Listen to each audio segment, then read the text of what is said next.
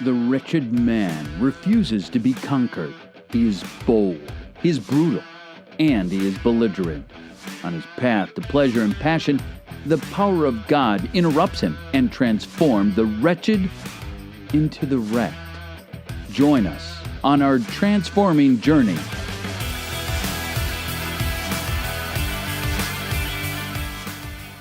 Good afternoon, guys, and welcome to this week's episode of the Wretched and the Wrecked podcast. The last couple of weeks have been great. This is our third episode. We've had some really good guests. You'll know 2 weeks ago we had Patrick Hubbard from Living Bread Ministries. Last week we were blessed with having Peyton Jones from New Breed Church planning on, and we've got a great show in store for you guys this week. We're really stoked and glad to see where the Lord's taking this show.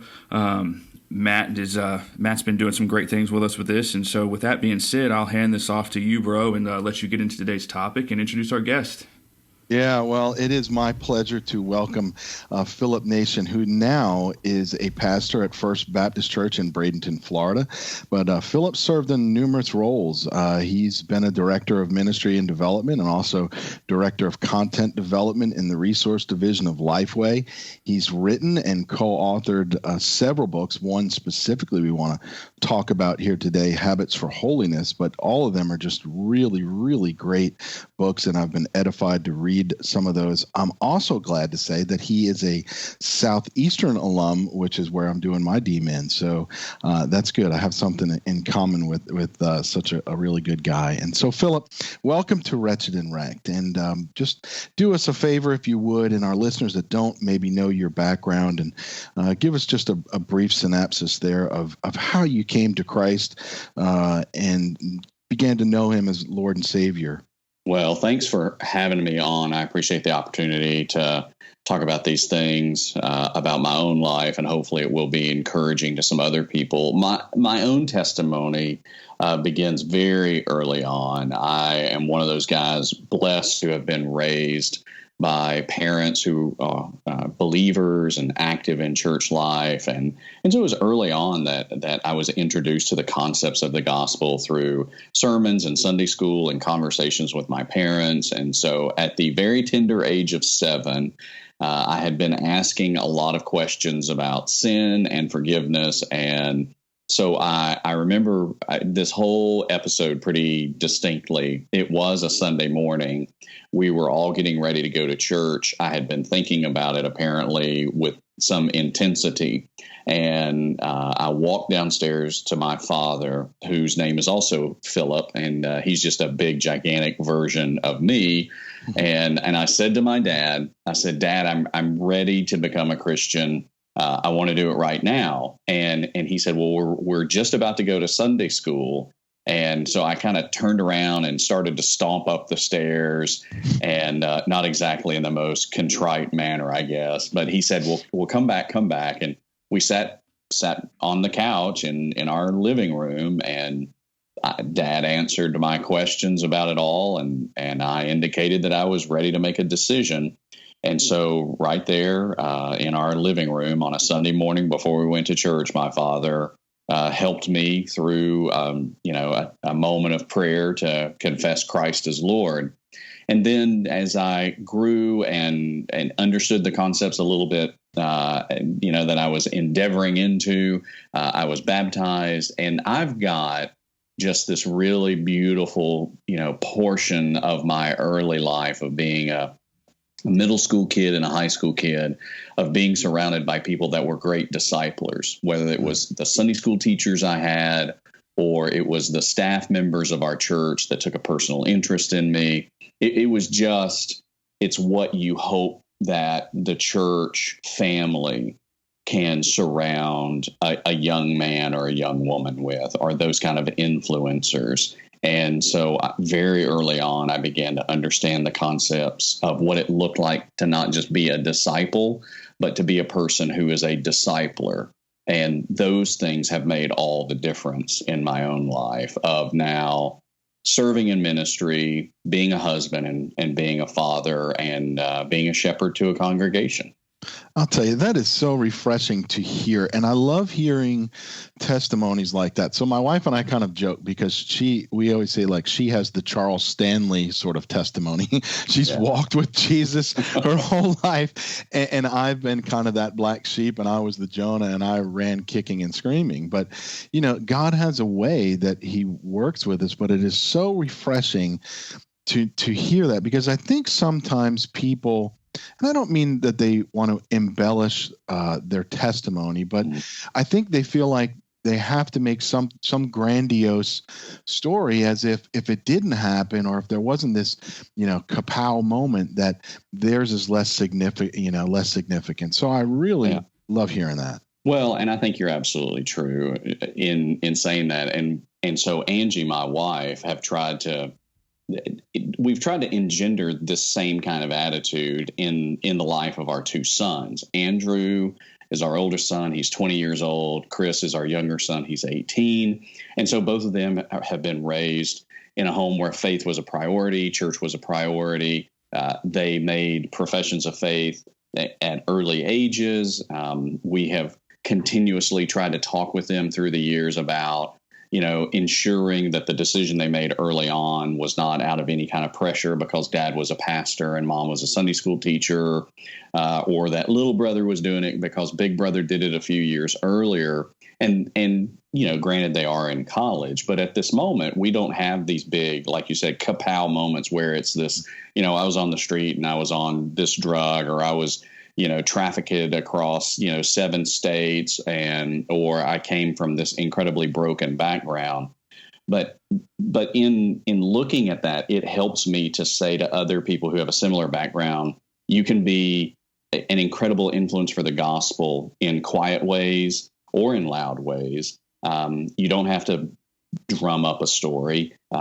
You were completely jacked up and broken in your very nice, neat suburban home, and you needed Christ, just like the dramatic testimonies that you might see somebody give who they were jacked up, but just in a much more public kind of way.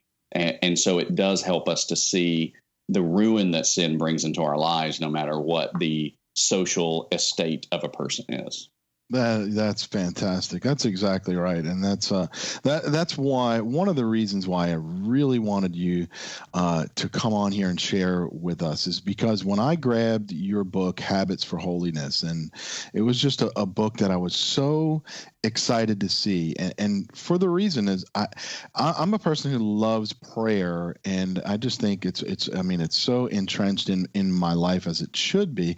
But the reality is, unless you're looking for or looking through like Dallas Willard or Richard Foster, there's not many books out there coming out today that talk about the disciplines. And so the aspect of discipleship, I believe we lay the groundwork in disciplines. Would you agree with that? Oh, I would. And I think that that there's certainly some great classic literature out there like Richard Foster. However, he doesn't come from the relatively same spiritual grid that we do, because he's a Quaker. Dallas Willard, I can reason with all of his writings much better, but then it feels like there is this big gap, and I wanted to speak in a language that felt very modern and felt very accessible. And I love the way those guys write. I would like to one day be able to have the skill set to communicate on page in the beauty and the majesty that I sometimes read other people are able to do. So at the moment, though, I wanted to present, hey, the disciplines are something not just that you do on your own, but it's something that we do together for the greater mission of God. And so please don't get stuck into a place where you drive yourself so deeply into your prayer closet that you can't see the rest of the church and the rest of the world, but rather engage in these disciplines yourself alongside of other disciples, so that as you're growing together, you can engage God's mission in the world, because these things prep you for it. Well, that is a great segue too, because I had a question about. There's one quote in your book that I truly love, and it says, "Prayer should bring about a sense of God's mission." And I would just love for you to elaborate on that importance of that. Yeah, when I wrote Habits for Our Holiness, the whole mentality that I went into the entire process, but then especially because I think that worship, Bible study, and prayer are the core three disciplines of our lives. I kept trying to link everything back to how is God using this discipline in your life in order to connect you to his greater work? Because oftentimes we think of the disciplines as the tools that we hold in our own hands to accomplish something. And oftentimes we think we try to use it as leverage with God. That's when we have fallen off the rails about it. And so prayer is a tool in the hands of God, not in my hands. This is the way that he is working in my life to align my soul, my desires, my mind, my perspective with what the Spirit is doing in the world. And so prayer realigns me so that it is not me trying to somehow cause God to move in the way that I want him to move, because ultimately I'm going to get selfish because I know me, and that's what's going to happen. But instead, it alerts me, it attunes me to what God is already doing in the world, and he's busy redeeming people. And so it gives me a greater and a grander sense of God's mission.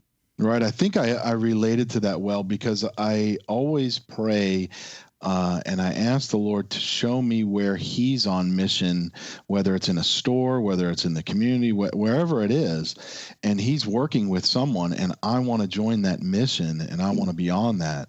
And so when I was reading that, it was just really speaking to me. And like I said, I don't see out there that people are talking about this, and the aspect of, and I understand, like, I love reading, Kempus's work or Augustine, and, you read that habit creates habit and this aspect. But I think, for us, so we have the wretched and the wrecked. And of course, that's our kind of theme, which, we're blind, living people who are just compelled to sin. And God has this intervening kind of wrecking moment where he works in us. And so you have this one quote in the book that says, "The gospel fundamentally changes who we are so that we can move from an existence of constant rebellion to one of pure worship." Now, I love that, but how about the listener out there? And I think you kind of touched on this a tiny bit, but the listener out there who maybe they view the word worship as like a form of legalism, or they're trying to gain something from God. How do you elaborate that?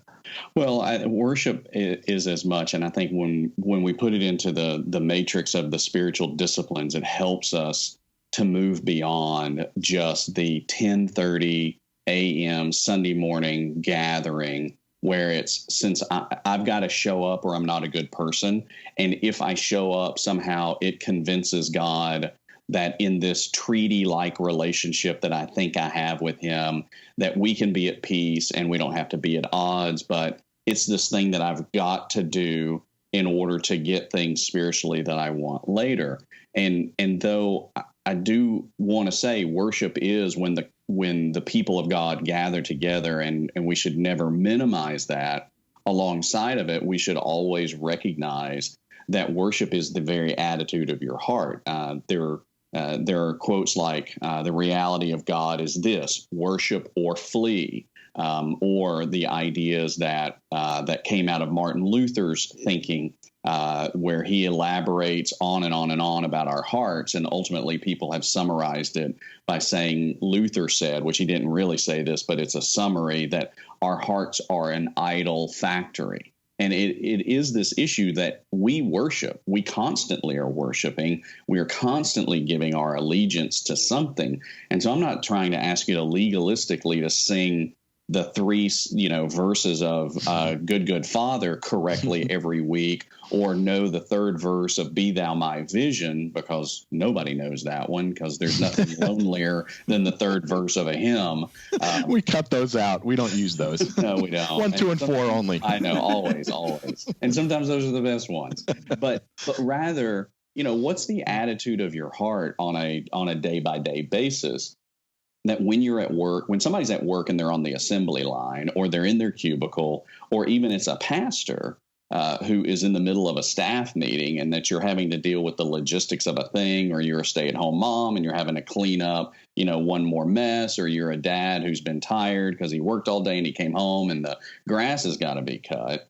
Can you do all of these things knowing that there's still a kingdom that's greater and a king who is good, and that all of these are very momentary and like travails that we go through, because ultimately my life is about so much more than pettiness, and that my whole existence, I want to just get the people around me to look heavenward toward this Jesus, that he provides joy even in the midst of what might be great lament and sorrow, and in the midst of when I have great victories, that all of it is because he is so good to me. Oh, wow. That really touches, because for me, I feel like lately God has been sort of, and I don't want to say interrupting my world because it's his, but with this one word, and it's been Sabbathing. Like I was talking to Alan Briggs, and then he brought it up, and then I was talking to Peyton, and he brought it up, and then it keeps hitting me. And I think, you relate this thing and this concept and habits for holiness about hurry sickness. So for those people who are out there, and maybe they're just like filling every hour of time, or even scheduling family time, taking kids here or there to soccer, whatever it may be, how do they find the beauty, I would say, in the habits for holiness, like in those disciplines? Because there is beauty in them. Oh, there is. And even with the issue of the discipline of rest, which Americans, we're horrible at that, because we are pull yourself by your own bootstraps up kind of people. And, you got to have more than your neighbor. I mean, good grief. I mean, we have reality shows about hoarders where we point at people and we laugh at them, or we cry about them. And it's like, but you know what? One of the top 3 things that everybody looks for when they're buying a house is closet space, for crying out loud. I mean, this is who we are. We're hoarders and amassers of power and possessions.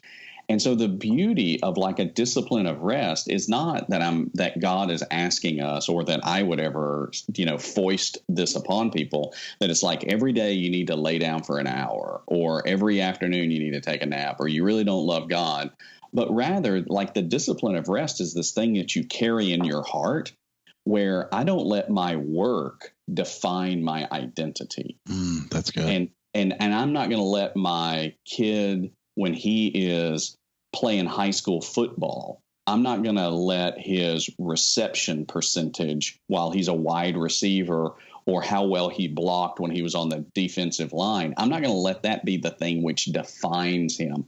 And that's the whole issue of Sabbath. It's your work is not the place where you gain your joy, because if it is, you're going to be a miserable person, because it's called work for a reason. And so instead, when I'm barbecuing in my backyard on a Saturday afternoon, and I got my neighbor who is lost standing next to me because we're going to share hamburgers together, and he is nonstop complaining about his boss and his work and how terrible it is and how much he hates it, and he just wants to get to retirement age. But because I've entered into the discipline of rest for my life, and instead I can talk about the beauty of my relationship with my wife and my kids and the enjoyment that I have in life, because I'm not letting work and my boss define me, then suddenly he is seeing the impact of the transformative gospel in my life, rather than me just, building that back up in his life of, yeah, you ought to be happier at work. No,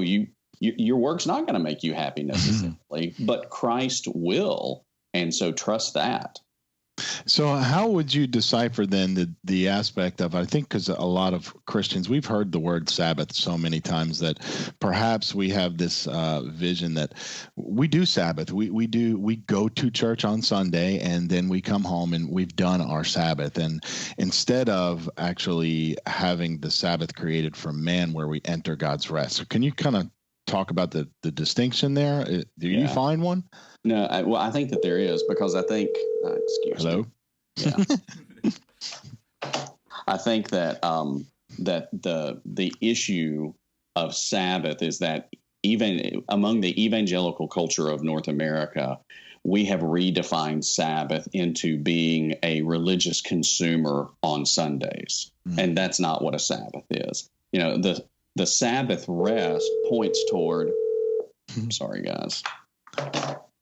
This real life, man. This is real life. Yeah, this is reality podcast. This is reality podcast where this is what happens when you're in your church office. Hey, we recorded yesterday, and there was a train in the background. Yeah, Peyton's got a train. You know Peyton's train. So Peyton and his train. Yeah. That's right.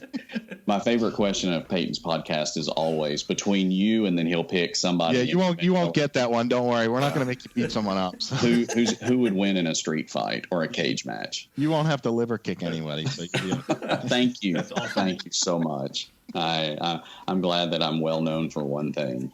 Let me say this again. So back to where we were. Yeah, it's the difference between Sabbath thing. Yeah. Yeah. The evangelical, the Western culture, evangelical kind of way that we think that we Sabbath is by being religious consumers on Sunday, being really busy, Sunday school worship, discipleship training, choir practice, a committee meeting, another service, and there's absolutely no rest in it whatsoever, rather than going back to the words of Christ where he says, you know what, Sabbath was made for man, not man for the Sabbath. It's not about following rules and regulations and then finding later on in the scriptures, you know, this promise of the eternal Sabbath rest, that it is, once again, it is finding that we have our salvation completely secure in Christ. And I don't have to, there's no works of righteousness that are for that salvation, but rather my work of righteousness that I do because of salvation, that I've inherited from Jesus, that in my day by day life, I work as unto the Lord at the assembly line, or, you know, in a kitchen or in an office, that I do these things as a response to the great salvation that I've inherited, which makes work a pleasure. And then it allows me that when I walk away from my 40-hour, 50-hour, 60-hour a week job, that when I sit down and I do physically rest, that it, again, is the recognition of this is what it's going to be like when I'm with Christ. It is going to be the rest from labors, and it's the absolute trust of who defines me. And it's not what I could do with my hands, neither religiously or business-wise, but it's what Christ does with me. Yeah, I would definitely agree with that. And I love that. I think even as pastors, there's this tendency where people think, well, they're always in God's presence, so they should be just all rested up and good. And you know, like, we're the epitome of almost busyness and just constant go, and being on call 24/7. And so you have, for me, I have to intentionally unhook and say, this is my day with my family. This is my day with my wife. And, you know, first and foremost, I'm called to be a husband, and I'm called to, you know, be a dad. And I want to make sure I do that well. If that's the requirement of a pastor, then by golly, let me do that well. Yeah. And, you know, and do that healthily, at least. Well, I agree, because sometimes we're the ones that do it the worst, because we find this really slight substitute of, well, you know, I'm doing all of this for Jesus, and the reality is a lot of us are not doing all of these things for Jesus. We are approval addicts. We need the pats on the back that the sermon was good. The charge that some guys get by doing the pastoral care at the hospital or with the people is kind of where they gain their identity of, I helped these people, I was there in their moment of crisis, or I was able to expound on a passage during a sermon, and nobody's ever heard, you know, this truth before. And sometimes we are the most guilty of these things, rather than setting before our people, here's a healthy way for the church to pastor one another, to care for one another, to disciple one another. And it's not me carrying the whole load. I'm going to keep letting Jesus be the head of the church, and I'm going to be his under shepherd to equip all of us for these great works of service. That's fantastic. So I just realized that I probably, I have an assumption because that I've walked with Christ for a while, that even our listeners would understand what we're explaining by the disciplines. But perhaps there's a new believer who's listening.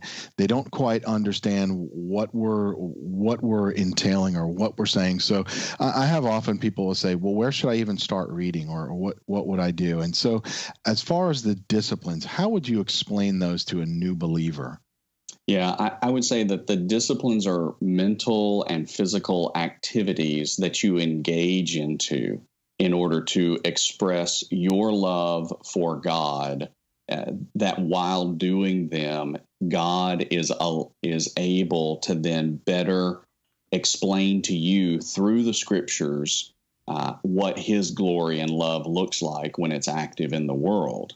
And the disciplines are not hard activities to do. Now, there's some that require more physical exertion than others, but for the most part, these are relatively simple things to do. They're not things that you have to go live in a monastery to accomplish. And so there are some that take a great amount of physical exertion, like if you're going to fast, you're going to go without food for a number of meals, and instead of eating, you're going to pray because you're desperately seeking God because of confession of sin or the decision that you need to make, or there is some dire circumstances where you're seeking his presence and his will.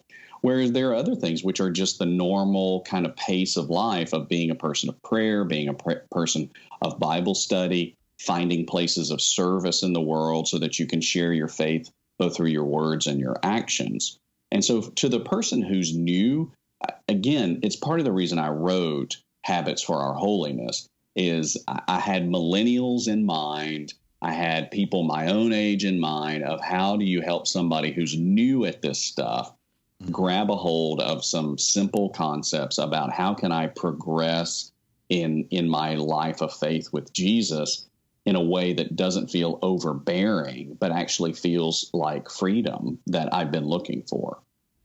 Yeah, that's great. Jonathan, how about you? You have some questions for Philip? I do. I've got a couple, but first, parrying back on rest. I love the analogy of the traffic when you first got into that, because living in Atlanta, it's a mess. So luckily, yes, my wife and I live right smack in the city for a purpose. We can just walk wherever we need to go.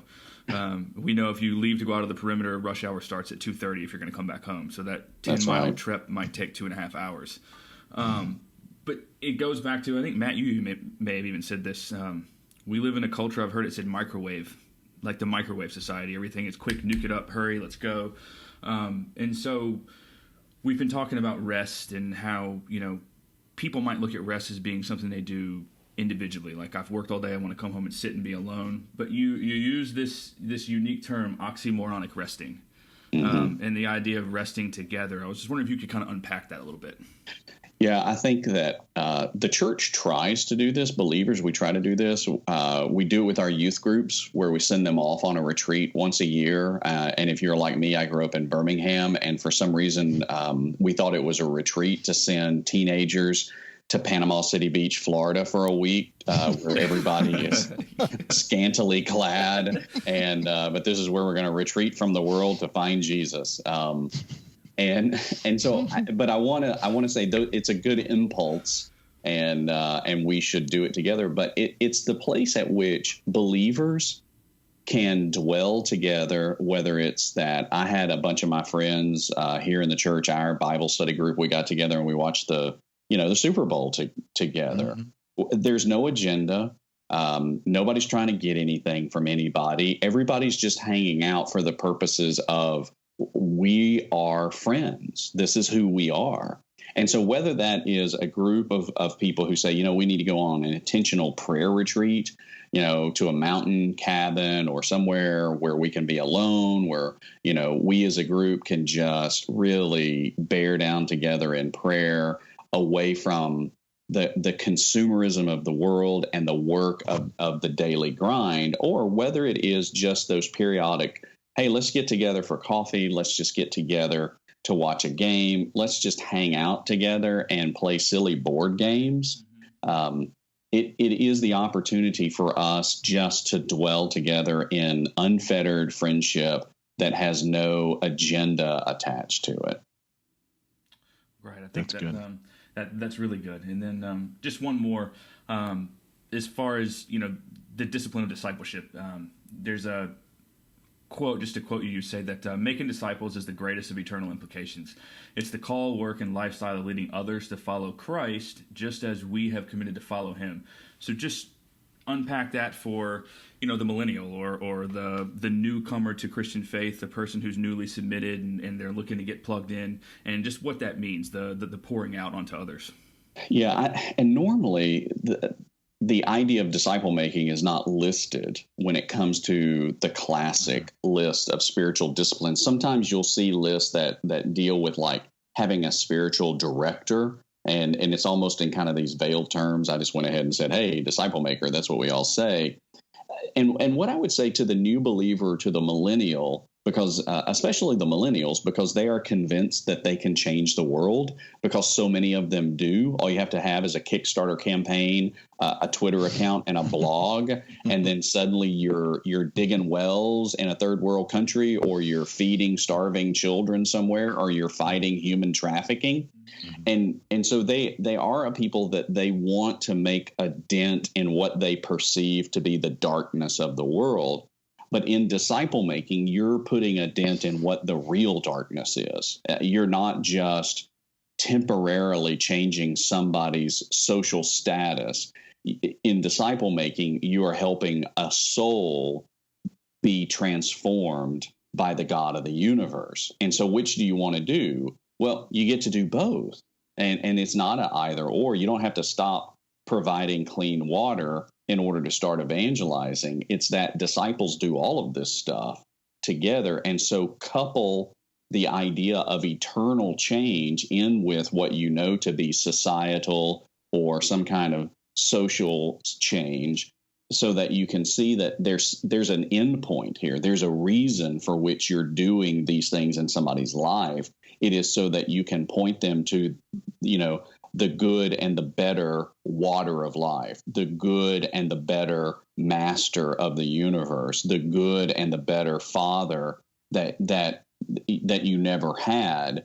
And so we want to change where you are in life, because that's what righteous people do. But we do it because there is this Christ who ultimately brings about eternal rest and healing. Not just in the meantime, we're going to make sure you don't get malaria, but there is this healer who wants to have your soul because he loves you. Gotcha. So it can be looked at as twofold. You can engage in acts with someone, but for the physical acts of helping, ministering to the poor, what have you, when you're engaging with that individual, say the millennial, for their sake, you're also stepping into the front lines of the war for their soul, I guess I could say. If you're discipling someone, you're pointing them to Christ, and then there's this battle. You touch on it when in submission with, the world and eternity. And so you're kind of stepping into the front lines with them to help guide them to Christ. Right. Because again, I think that part of much of what people are living in is they think that they are establishing a treaty with God, where they have their own sovereign boundaries of their lives and of their own little country that is called me, and they're going to trade favors with this other sovereign of this other kingdom. And God never accepts a treaty based on the fact that you've been a nice person in this world. Instead, what he wants is a surrender. And for the millennial, if you can enter into this framework that God doesn't want a treaty with you where you can keep your borders. God wants you to come into his kingdom where you can be used to the fullest extent of his power and his glory. And so all of these disciplines become a response to what God is doing in you through grace and mercy, rather than trying to somehow emulate his grace and mercy, which you're just never going to be able to do. Instead of emulating, get yourself in a position where you can inherit it, and then you get to pass it along to other people, the message of how this happens. That's awesome. That's a great way to look at it. That's amazing. Yeah, I mean, that's why I one of the reasons why I love Habits for Our Holiness, and because I'm doing my doctoral project on Great Commission disciple making. You've written a lot on discipleship, and so I know that we have this skewed view of this transference of knowledge, and I love, like, even in transformational discipleship, where you co-authored that one. There's a quote in there talking about, like, he never equated discipleship with knowledge, and I love the aspect of Habits for Holiness of injecting that it's about heart worship, not this transference of knowledge for discipleship, right? And I think a lot of times we think of discipleship as a curriculum. Right. And granted, I spent the last 8 years prior to getting here at First Baptist Bradenton working at Lifeway Christian Resources, where I was a publishing director and a content development director. But it is one of these great issues of discipleship throughout the ages. It cycles around. It has cycled back around in our age, that if you quarantine discipleship to a classroom, what you get is graceless scholars. Mm-hmm. And we want to be so much more than that. Christ has so much more than just for you to be the one in the room who knows more biblical factoids than anybody else. I mean, it's great that you know that Malchus is the name of the servant who got his ear lopped off by Peter when they came to arrest Jesus. And so, all right, know those details. That's good. Know the details, but know the greater part of the story as to what Jesus is accomplishing in this moment. And so Bible drills for the kids. Hey, I'm all for them. Teach them the books of the Bible in order, forwards, backwards. Can you find Obadiah and all that good stuff? But it is so much more than just the piling up of knowledge. It is, are you dwelling with Christ so that this knowledge has an effect on the people around you? I think that speaks to a lot of our culture, too, where we're so apt we want to receive, and there is a hunger for the word, but we receive and we're built up and we're filled up. But then when it comes to going, we're like, whoa, I'm fine, and I'm fine right here in my home or my classroom or on this side of that threshold. But to go over there, I'm kind of scared of that. There's this fear of going outside of your comfort zone. Yeah, it is the building up of evangelical subcultures where we have our own music, our own softball leagues. We have our own little facilities where people can hide from the world, and we become this place of escape. And we need to see everything from discipleship to Bible study to prayer to fasting to service, all of these disciplines. We need to see ourselves as the church as an outpost of the kingdom of God in this world, not monasteries and nunneries where people run and hide in. And so my fear that I hope that we can counteract by living out holiness well is that we don't just become the 21st century version of the Amish people, that we've just picked our favorite decade and we're going to live there, but rather that we live in the time in which Christ has put us as ambassadors of his kingdom of light in an empire of death. And by living out the disciplines, then God can work in our lives in such a way to alert us as to that neighbor, that businessman, that waitress, that person down the hallway that needs grace that doesn't have it yet. Right. And I think this is why I push on conversion growth so much, is because lost people know more lost people. Yes, that is exactly true. Because if all you're doing is focused on transfer growth, most likely you're just getting angry church members from somebody else. And lost people don't like angry church members and don't want to hang out with them. I don't want to hang out with angry church members. That's right. All right, Jonathan, you have any other questions before I give him our last question, which doesn't have anything to do with cage fighting? No, I don't. You're good to go. Okay, so we do have a last question that we like to ask everyone, but it's about our wrecking moment, so to speak. And so we like to ask each guest if they've had a moment where God's intervened in their life and they can share that. Yeah, absolutely. I would say that the thing that comes to my mind, races really to my mind, is something that happened to me 5 years ago. I actually suffered a mini stroke at the age of 41. My left carotid artery spontaneously collapsed and tried to kill me. And so suddenly my wife almost became a widow. My kids almost were, young teenagers without a dad around. And so you go through all of that, and then suddenly I'm on blood thinner meds, and I'm recovering, and I'm out of work for a month. And it was a period of time where the Holy Spirit was, very entrenched in my life, was the idea that I'm bigger and badder than this illness, than this event that has just happened. I can get up and I can get going faster than other people can from this. I can get on a plane next week. I can go speak at that conference. I don't have to cancel my appointments. And it was a time of physical weakness in my life that the Spirit used to reinforce, my great need for His strength, because I was just getting, as we would say in my home state of Alabama, just too big for my britches. There was just too many things that I could point to say, and look at what my hands have made. Mm.